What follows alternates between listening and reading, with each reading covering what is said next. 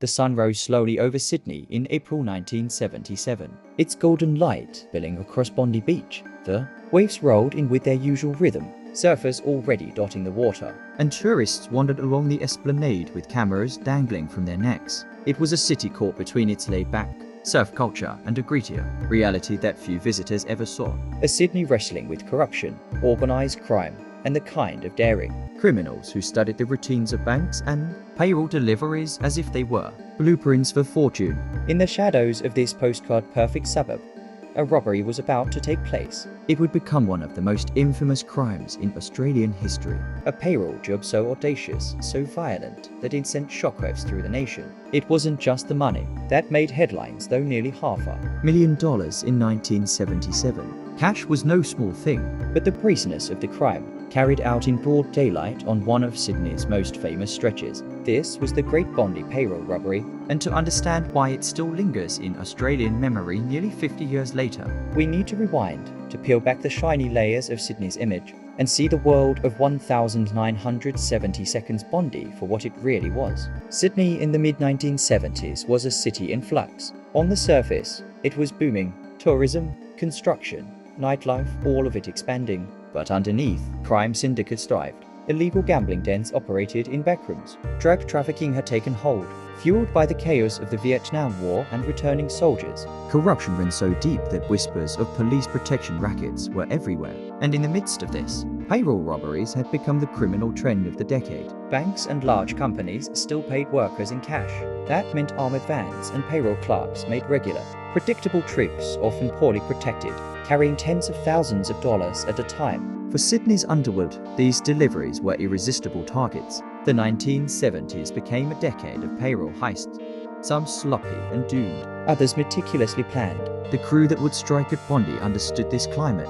They were not amateurs. This wasn't a spur-of-the-moment stick-up. This was studied, rehearsed, and executed with chilling precision. For weeks, maybe even months, the gang observed the payroll run that fed the Brinks security van from a local bank to businesses in Bondi Junction. They learned the times, the routes, the habits of the guards. They noted the blind spots where the police presence was thin, the intersections where traffic slowed. Then they waited. On the morning of April 24, 1977, their plan unfolded. The Brinks van left the bank around mid-morning, as it always did, carrying nearly $500,000 in wages destined for local companies. It drove along a routine route, predictable as ever, but as it reached a quiet street near Bondi Junction, a second vehicle suddenly swerved in front, forcing it to stop. The trap had been sprung. Witnesses later described it as like a military ambush. Armed men leapt from their car, brandishing shotguns and pistols. They moved quickly, shouting orders, firing shots into the air to freeze the guards.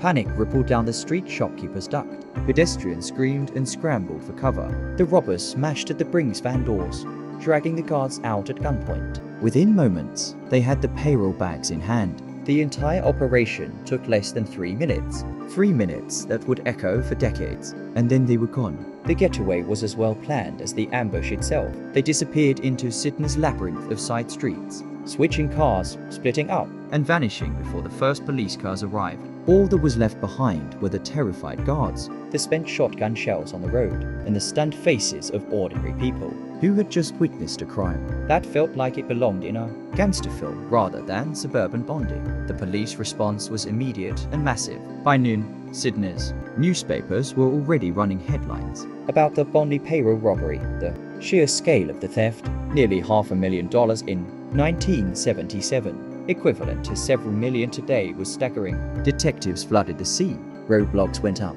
Known gangsters were rounded up and questioned, but the robbers had planned too well. No one had gotten a clear look at their faces. The stolen cars they had used were quickly found abandoned, wiped clean. Leads were scarce. Still, suspicion naturally fell on Sydney's underworld. There were whispers of the Kane brothers, notorious payroll robbers with reputations for violence. Others pointed fingers at figures tied to gambling rackets and loan sharking operations, but hard evidence there was none. What investigators did know was that this job required inside knowledge. The timing, the route, the exact amount of cash someone had tipped them off. For months, detectives chased leads into banks, payroll offices, and even suspected corrupt officers. But the trail grew cold. Meanwhile, the public fascination only grew hotter. For Sydney, the Bondi robbery wasn't just another crime, it was a symbol. It captured the tension of the 1970s, the glamour of fast money, the brutality of organized crime, and the sense that corruption lurked everywhere.